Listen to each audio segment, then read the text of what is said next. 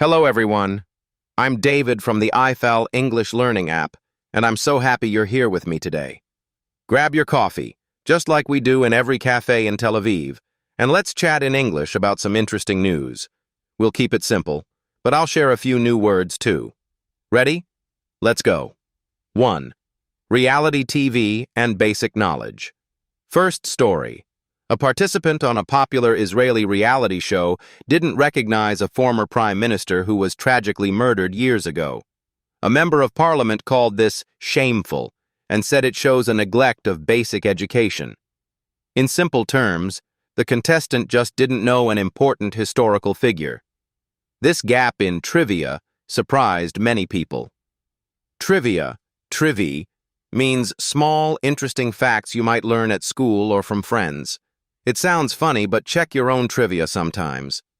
In Israel, we all joke about how we cram facts before reserve duty, yet sometimes forget what we learned. Although it's a bit embarrassing, it reminds us to keep learning every day. 2. Christopher Nolan's The Odyssey. Next up, let's talk about a huge movie event. Director Christopher Nolan is making a new film called The Odyssey. It's an epic, meaning large-scale and grand. He's using IMAX cameras, a massive cast, TSVVT HSSJ and a story almost 3,000 years old. The goal is to make this ancient tale feel relevant now. For many of us who love cinema, this is exciting. Imagine sitting in the dark theater, popcorn in hand, watching something both classic and modern. I remember rushing from work in Tel Aviv's crazy traffic just to catch the first screening of a big comic book movie. It's like a summer ritual, meeting friends, debating heroes, and enjoying that big screen. 3. Farewell to Bonnie Tyler. Our third item is more somber. Welsh singer Bonnie Tyler, known worldwide for Total Eclipse of the Heart and Holding Out for a Hero, passed away at 75.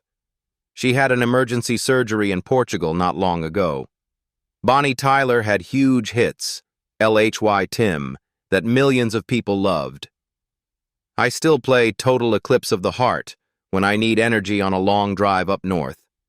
Although she was Welsh, her powerful voice reached all corners of the globe, even here in Israel. Maybe you remember sitting with your family at Friday night dinner, hearing her songs on the radio. Her music felt both nostalgic and uplifting. 4. The cookie that cost him his job. Story number 4 is almost unbelievable. A worker at a big car company in the U.S. was accused of stealing a cookie from an office vending machine. MKH VNSSHNVSSHM. The company has a zero-tolerance rule, so they fired him immediately, even though he showed proof he'd paid with his credit card. After a long fight, the company had to pay him tens of thousands of dollars in compensation, PI-TSV, for lost wages. Meanwhile, he already found a better job. Isn't that wild? Zero tolerance can sometimes lead to serious unfairness. It reminds me of an office guard I know who once lost a parking permit and got fined heavily, even though everyone knew it was a mistake. We've all seen strict rules in action. Sometimes they backfire and end up hurting the company's reputation more than they help. 5. Nurses declare work dispute. Finally, let's check a story from our own health system. The nurses' union in Israel announced a work dispute that covers about 60,000 employees. They say there's a severe shortage, MHSVR, of staff, and the ratio, HIHS buy-in, of nurses to patients is too low. Because of that, they plan to strike if the government doesn't improve working conditions and add more beds in hospitals. Most of us who have been to a clinic or hospital saw crowded waiting rooms and long lines. My sister once waited 3 hours just to see a doctor for a small earache. While a strike can be disruptive, sometimes it's the only way to force real change. Otherwise, patients and nurses both suffer. A few extra words. Displeased. LAMRVT-esh. She was displeased with the long line. Relevant. Bivientai. The story feels relevant to our daily lives. That wraps up our 5 news summaries. I hope you enjoyed these snippets, learned a few new words, and felt my little Israeli commentary mixed in. I really enjoyed helping you learn some English today.